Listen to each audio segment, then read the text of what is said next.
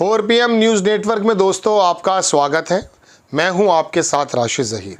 योगी आदित्यनाथ बहुत ज़्यादा एक्टिव नज़र आ रहे हैं, आना भी चाहिए। बहराइच में एक ऐसा दंगा शुरू हो चुका है कि वहां पर एक व्यक्ति की मौत हो गई, कल मैंने आपको बताया था, लेकिन वो कह रहे हैं दोषियों को बख्शा नहीं जाएगा। और ऐसे समय में योगी आदित्यनाथ बहुत ज़्यादा एक्टिव हो जाते हैं जब कार्रवाई किसी विशेष समुदाय के खिलाफ होनी हो। नव भारत की एक रिपोर्ट के अनुसार वहाँ के जो विशेष समुदाय के लोग हैं उन्होंने अपने नाम छुपा करके दूसरी जगह छुपना शुरू कर दिया। कब तक छुपेंगे? अगर दंगाई है तो कोई जगह नहीं मिलनी चाहिए, लेकिन मैं आपको सिर्फ ये बताने के लिए हाजिर नहीं हुआ हूँ कि बहराइच में क्या हो रहा है।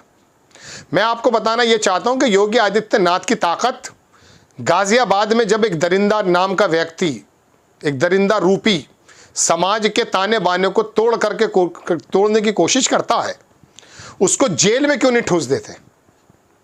उसको कुत्ते की तरह वहाँ से निकाल करके जो हमारे समाज का दुश्मन है और किसी विशेष समुदाय के किसी भी पैगंबर को वो बदतमीज़ी करता है, उसको वो इस तरह से क्यों नहीं जेल में डाल देते जो कि संविधान कहता है। मेरे शब्द बहुत हार्श हो सकते हैं, लेकिन जो समाज के ताने बाने को ख़त्म करता है, फिर वहाँ पर ये एक्टिवनेस कहाँ चली जाती है? बहराइच के अंदर अगर दंगाई जगह खोज रहे हैं, नाम बदल के रहने की कोशिश कर रहे हैं, तो ढूंढ निकालिएगा उनको। आपका फेवरेट काम है, बुलडोज़र पर चढ़ाकर भेजिए और तोड़ दीजिए उनके घर। मैंने कल अपने एपिसोड बनाया था और मैंने कहा कि गोपाल नाम का व्यक्ति जो मारा गया है, उसकी माता के जो आंसू हैं ना, वो किसी विशेष समुदाय की माता से अलग नहीं हो सकते। उसका जो गम है, उसके परिवार का जो गम है, वो किसी से अलग नहीं हो सकता। लेकिन यात्राओं के ज़रिए किसी के मंदिर पे चढ़ जाना, किसी के मस्जिद पे चढ़ जाना, किसी के मदरसे को तोड़ फोड़ देना और फिर उसके बाद उनके ऊपर कुछ ज़्यादा कार्रवाई ना होना, फिर ये कौन सी मुस्तैदी का सबूत है? आपके तमाम के तमाम तंत्र और आपकी तमाम ताकतें, सलाहियतें उस समय बहुत ज़्यादा मंजर आम पर दिखती हैं जब आप नस्लों से हिसाब लेने की बात करते हैं। ये बात अलग है कि हाई कोर्ट ने आपको, सरकार को भी फटकारा था जब कहा था पुश्तों से वसूल होंगे, पुश्तें याद रखेंगी। जब उत्तर प्रदेश के अंदर अग्निवीर को लेकर के रेलवे लाइन तोड़ दी जाती हैं तो कितनी अग्निवीर के जो पार्टिसिपेंट हैं उनको जेल भेजा आपने। लेकिन जब कभी CAA NRC को संबंध में आकर के विशेष समुदाय सड़क पर आकर के कुछ तोड़ फोड़ कर देता तो आप नस्लें याद दिलाने की बात करने लगते हैं। ये नस्लें याद दिलाने की बात संविधान में कहाँ लिखी है? आप मिट्टी में मिलाने की बात करते हैं, ये संविधान में कहाँ लिखी है? आपको संविधान के मुताबिक काम करना है। भारत के अंदर एक बदमाश गुजरात की जेल में बैठ कर के तांडव मचा रहा है देश में और विदेश में, उसके बारे में ये दुनिया भर की खबरें आती हैं। उसको हीरो बनाया जा रहा है, उसको बताया जा रहा है कि ये बहुत बड़ा अपने बाजू पे कुछ लिखाया हुआ है और नया जो है हिंदुइज्म का दरोगा बनाकर रख दिया उसको।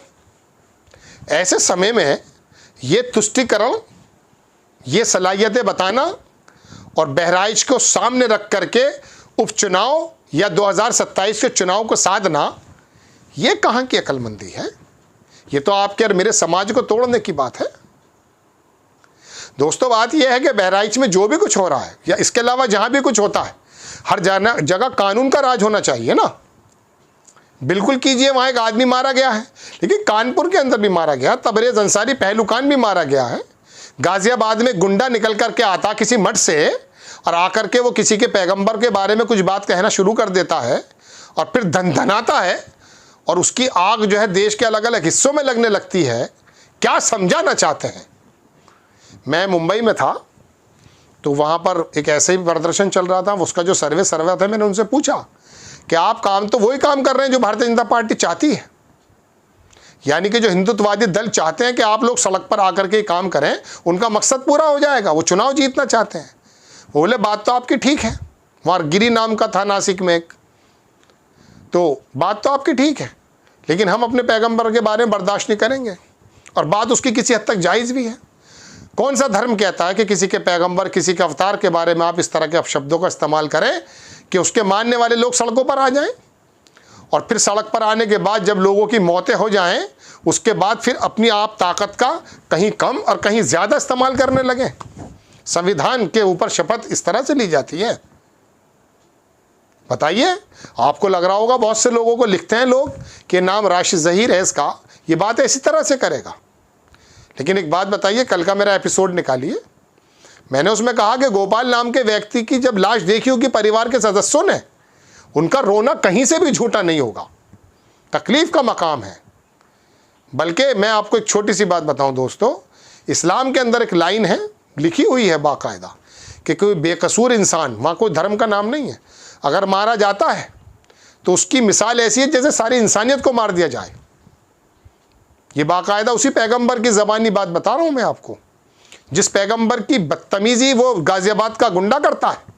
मुझे उसे गुंडा कहने में कोई गुरेज नहीं, गाली गलोच वो करता है, बदतमीज़ियाँ महिलाओं के बारे में वो करता है, भारतीय जनता पार्टी के नेताओं तक के जो है किरदारों को जो है मजरू करता है, तार तार करके रख देता है, और ख़ुद के मठ में महिलाएं भी हैं, सारे काम हैं।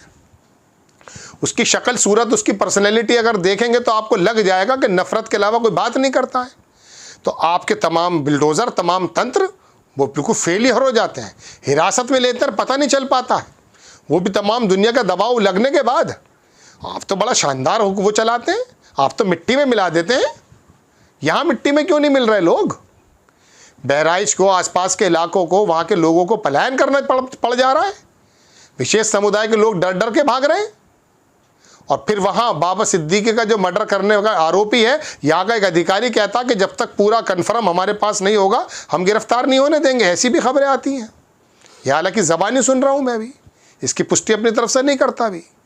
तो दोस्तों बात यह है कि जब आपके तंत्र, आपके बुलडोज़र और आपकी नीयत बिल्कुल किसी ख़ास जगह पर तो उग्र हो जाती है और किसी ख़ास जगह पर बिल्कुल चुप बैठ जाती है, तो फिर आपकी पूरी की पूरी मंशा पर सवाल उठते हैं। दोस्तों बात बहराइच की नहीं है, बात उत्तर प्रदेश और महाराष्ट्र और उत्तर भारत की भी नहीं है, बात आपके और मेरे भाईचारे की है।